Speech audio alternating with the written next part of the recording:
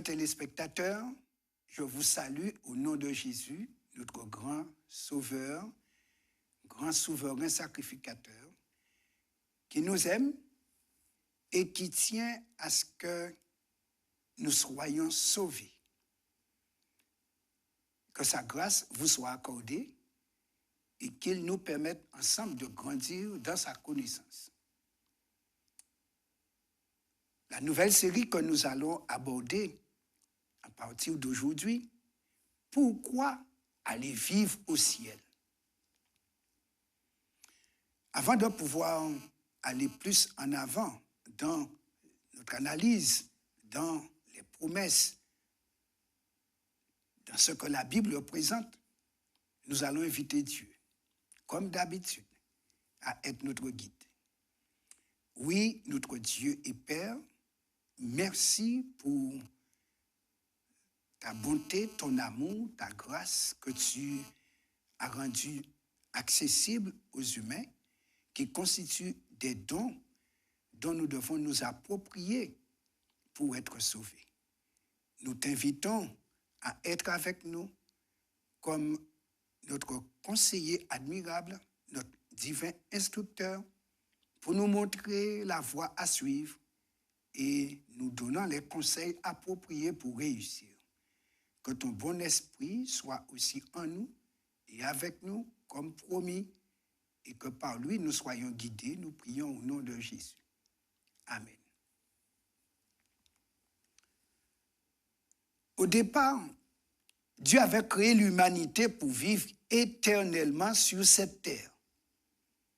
Adam et Ève avaient reçu la mission de la remplir, d'être parfaits et saints à l'image et à la ressemblance de Dieu. Beau dessein, bon plan, grand désir de Dieu. Ce plan a été contrarié, comme on le sait, par un accident de parcours. Dans le plan de la rédemption, Dieu a prévu la restauration de la planète et une réinstallation de la famille humaine ici-bas.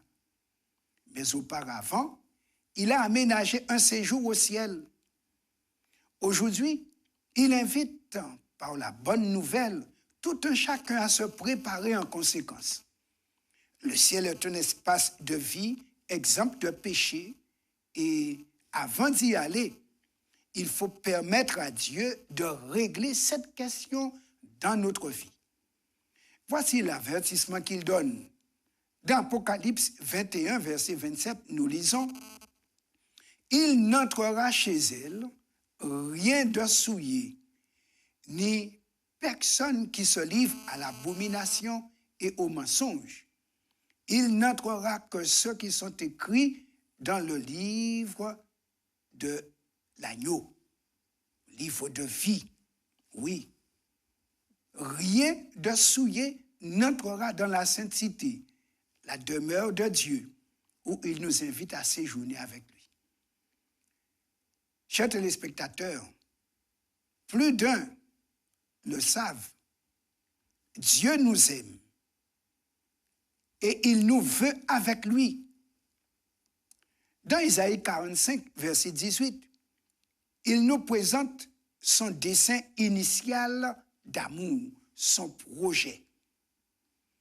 Car ainsi parle l'Éternel, le Créateur des cieux, le seul Dieu qui a formé la terre, qui l'a faite et qui l'a affermie, qui l'a créée pour qu'elle ne fût pas déserte, qui l'a formée pour qu'elle fût habitée. Je suis l'Éternel et il n'y en a point d'autre. Ici donc est exprimé le dessein initial de Dieu, que nous puissions vivre sur cette planète bleue qu'il a créée, mais pour l'éternité. Il avait fermé la terre pour que nous puissions y demeurer éternellement. Mais voilà que le péché s'est présenté et ce dessein initial ne sera pas abandonné pour autant. Par suite de la chute de l'homme, Dieu, dans son amour, va simplement patienter. Donc on peut dire, nous sommes dans une entre-parenthèse dans le dessein de Dieu depuis bientôt 6000 ans. Donc, Dieu ne renonce pas à son dessein. Il fait cette déclaration d'amour inconditionnel à Jérémie et qui est la même pour tous les hommes. Dans Jérémie 3, verset 31, le prophète déclare « De loin, l'Éternel se montre à moi. Je t'aime d'un amour éternel. C'est pourquoi je te conserve ma bonté. » Oui, effectivement, le péché a fait que entre nous et Dieu, il y ait un abîme. Et c'est pourquoi nous sentons que Dieu est loin. Effectivement, il s'appelle le très haut, parce que le péché nous a fait tomber très bas. Mais il nous dit, même qu'il y ait distance entre nous, il n'a pas renoncé à nous et il nous aime toujours. Et il nous dit, cet amour est éternel, c'est pourquoi il nous conserve sa bonté. Et il va donc manifester cette bonté pour que nous puissions y goûter. Le péché a créé de la distance entre Dieu et nous, bien sûr. Mais le péché n'a pas changé la nature de Dieu, ni ses dispositions envers nous. Dans Isaïe 54, verset 10, il déclare « Quand les montagnes s'éloigneraient, quand les collines chancelleraient, mon amour ne s'éloignera point de toi et mon alliance de paix ne chancellera point, dit l'Éternel qui a compassion de toi. » Jusqu'à aujourd'hui, nous n'avons jamais vu une montagne changer de place. Et c'est pourquoi Dieu nous dit, aussi stable qu'est une montagne, aussi ferme est son amour pour nous.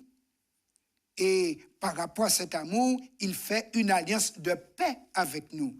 Et dans cette alliance de paix, nous comprenons le conflit que le diable a généré, eh bien, sera anéanti entre nous et Dieu pour qu'il y ait réconciliation. En conséquence, par rapport à cet amour, il va prendre certaines dispositions. Et il les présente dans Ésaïe 44, verset 21 et verset 22. Souviens-toi de ces choses, ô Jacob, Israël, car tu es mon serviteur.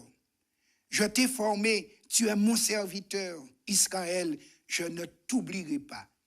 J'efface tes transgressions comme un nuage et tes péchés comme une nuée. Reviens à moi, car je t'ai racheté. L'expérience qu'il a faite avec Israël, on peut dire, c'est un microcosme par rapport au macrocosme. Car Israël, à l'époque où il parlait, était le premier peuple choisi, le premier peuple appelé.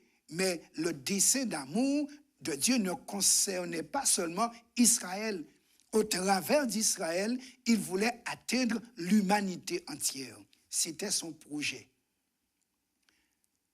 Dieu prouve son amour concrètement. Et comme on l'a dit, il a choisi Israël en premier, mais à dessein d'extension. Quand Jésus est venu, il fait connaître personnellement les dispositions de Dieu. Et nous connaissons, pour beaucoup d'entre nous, le verset de Jean 3, verset 16 et verset 17. Jésus déclare, « Car Dieu a tant aimé le monde qu'il a donné son Fils unique afin que quiconque croit en lui ne périsse point, mais qu'il ait la vie éternelle. Dieu, en effet, n'a pas envoyé son Fils dans le monde pour qu'il juge le monde, mais pour que le monde soit sauvé par lui. » Voici pourquoi aujourd'hui nous sommes en 2019. 2019 après la naissance de Jésus, 2019 après la grande preuve d'amour de Dieu. Il a envoyé son Fils, pas pour nous condamner, mais pour nous sauver. Et cela, c'est une preuve d'amour inconditionnel. Les preuves d'amour de Dieu ont été démontrées en la personne de Jésus par les œuvres de bonté qu'il accomplissait chaque jour et durant 3 ans et demi, chose rapportée dans les évangiles. Dans Jean 14, verset 9, le dernier soir, Philippe lui dit, « Seigneur, montre-nous le Père, et cela nous suffit. Jésus lui dit, il y a si longtemps que je suis avec vous, et tu ne m'as pas connu, Philippe. Celui qui m'a vu a vu le Père. Comment dis-tu, montre-nous le Père? Oui, Jésus était la représentation directe et personnelle de Dieu, mais voilée sous l'humanité, afin de se rendre proche et visible, palpable même, audible, sans peur, sans voile. Et c'est pourquoi il a dit, mais il y a si longtemps que je suis avec vous. Oui, parce qu'il va dire à Philippe, les paroles que je vous dis, ce sont les paroles qui viennent du Père. Les œuvres que je fais, c'est le Père qui les fait en moi. Voici un résumé de la vie de Jésus rapporté par l'apôtre Pierre, qui représente Dieu le Père. Dans Acte 10, verset 38, Saint Pierre déclarait, « Vous savez comment Dieu a oint du Saint-Esprit et de force Jésus de Nazareth, qui allait de lieu en lieu, faisant du bien et guérissant tous ceux qui étaient sous l'empire du diable, car Dieu était avec lui. » Oui, c'est pourquoi Jésus a porté le nom Emmanuel, Dieu avec nous. Ainsi donc, l'apôtre Paul, lui aussi, se joint à l'apôtre Pierre et il parle de cet amour inconditionnel de Dieu. Dans Romains chapitre 5, versets 5 à 11, il déclare, « Or, l'espérance ne trompe point, parce que l'amour de Dieu est répandu dans nos cœurs par le Saint-Esprit qui nous a été donné. Car lorsque nous étions encore sans force, Christ, au temps marqué, est mort pour des impies. À peine mourrait-on pour un juste, quelqu'un peut-être mourrait-il pour un homme de bien, mais Dieu prouve son amour envers nous en ce que, lorsque nous étions encore des pécheurs, Christ est mort pour nous. À plus forte raison, donc maintenant que nous sommes justifiés par son sang, serons-nous sauvés par lui de la colère. Car si, lorsque nous étions ennemis, nous avons été réconciliés avec Dieu par la mort de son Fils, à plus forte raison, étant réconciliés, serons-nous sauvés par sa vie. Quelle perspective! Et l'apôtre dit, et non seulement cela, mais encore, nous nous glorifions en Dieu par notre Seigneur Jésus-Christ, par qui maintenant nous avons obtenu la réconciliation. Oui, en Jésus, nous sommes réconciliés avec Dieu. Et on peut dire, sur le trône de l'univers, eh bien, l'humanité se trouve assise en Jésus à la droite du Père. Quelle belle réalité, preuve d'amour inconditionnel. Dieu n'a pas regardé à ce que nous étions pour ne pas faire ce grand sacrifice. Et Jésus, en revêtant sa divinité de l'humanité, il a fait une alliance éternelle avec nous parce que son amour est éternel et cet amour est inconditionnel. Il ne nous aime pas parce qu'il nous aime parce qu'il est amour. Oui, ce n'est pas de nous que cet amour, ou à cause de nous, que l'amour de Dieu est suscité. C'est parce que Dieu nous aime qu'il œuvre comme il le fait. Quand il y a réconciliation, donc, il y aura aussi les retrouvailles. Et ce moment viendra et ne saurait tarder. C'est notre espérance. Et c'est pourquoi nous sommes chrétiens. Et c'est pourquoi nous voulons que beaucoup deviennent chrétiens en acceptant la réconciliation pour pouvoir vivre les retrouvailles. En attendant le moment des retrouvailles, prions Dieu pour que nous puissions bénéficier de cet amour abondamment.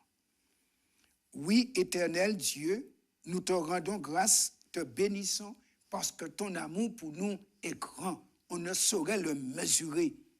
Simplement, donne-nous d'y croire, de l'accepter pour entrer dans cette alliance éternelle, pour expérimenter ton amour et être transformé par cet amour. Père, agis en nous et agis pour nous. Au nom de Jésus, nous prions.